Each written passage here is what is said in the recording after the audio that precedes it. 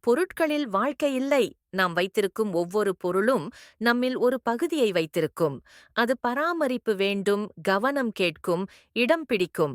அந்த நேரத்தில் நான் என்னை கேட்டுக்கொண்டேன், இது என்னை மகிழ்வடைய செய்கிறதா அல்லது வெறுமையை நிரப்புவதா?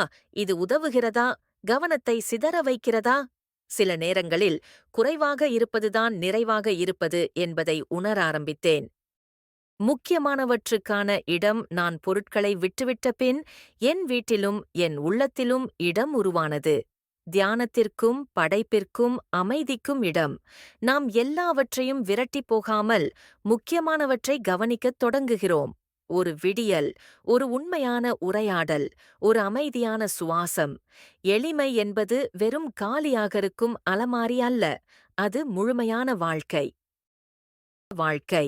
எளிமை என்பது தவிர்ப்பு அல்ல, அது விடுதலை. அது ஒன்றையும் வைத்திருக்காதது அல்ல, ஒன்றும் நம்மை கட்டுப்படுத்தாமல் வைத்திருப்பது. ஒவ்வொரு விஷயம், ஒவ்வொரு ஒவ்வொரு நிமிடமும் முக்கியம். நாம் குறைவான பொருட்களோடு வாழ்ந்தால் நாம் நோக்கத்துடன் வாழ்கிறோம். வாழ்க்கையின் மதிப்பீடு பொருட்கள் அல்ல. வாழ்க்கையின் கடைசியில் யாரும் கூறமாட்டார்கள், அவரிடம் இன்னும் பொருட்கள் இருந்திருக்கலாம். அவர்கள் நினைவு கூர்வது உங்கள் இருப்பும் மகிழ்ச்சியும், நீங்கள் அவர்களை எப்படி உணர வைத்தீர்கள் என்பதையும். எனவே உண்மையான கேள்வி, நீங்கள் என்ன பொருட்கள் விட்டுவிடுகிறீர்கள் என்பதை விட என்னவிற்காக இடம் உருவாக்குகிறீர்கள்? குறைவான பொருட்கள், நிறைய வாழ்க்கை. குறைவான சத்தம், நிறைய தெளிவு. குறைவான அவசரம், நிறைய அர்த்தம்.